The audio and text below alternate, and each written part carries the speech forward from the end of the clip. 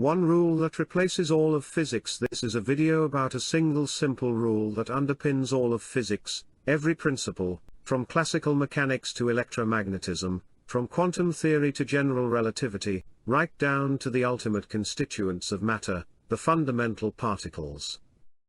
All of it can be replaced by this single rule. It feels like we're approaching spooky territory. We're approaching spooky territory. I hear you and I agree. Derek, it may in fact explain the behavior of life itself. I think I'm stuck in some classical mindset where, to me, the local picture, the differential equation way of thinking about the universe, that's really what's going on. But I fear that I have it exactly backwards. And it all starts with a simple problem.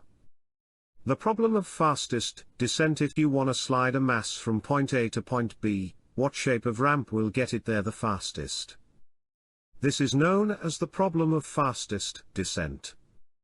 You know, common sense, you might say take the shortest path. Straight line from A to B. Derek, but if you bend the ramp down a bit at the beginning, well, the mass accelerates to a higher speed earlier. So even though it travels slightly farther, it travels faster and beats the straight ramp. So the question is, what shape provides the perfect balance of acceleration and path length to minimize travel time? According to Galileo, it was the arc of a circle.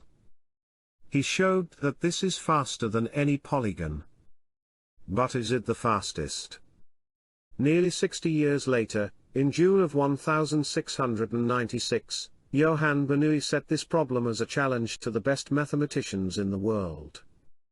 Mainly because he's a big show-off and he wants to show that he's better than all of them. Derek, he gave everyone 6 months to come up with solutions, but none were submitted. So Gottfried Leibniz, a friend of Bernoulli's, persuaded him to extend the deadline to give foreigners a chance. And I think Newton was probably the intended target because everybody thought of him as the best, and so Johann would have wanted to show that he was better than Newton.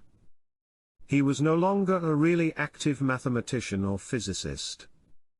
He was working as the warden of the mint, like a big high government position. Derek, and on the 29th of January, 1697, Newton returned home after a long day at work to find Bernoulli's challenge in the mail.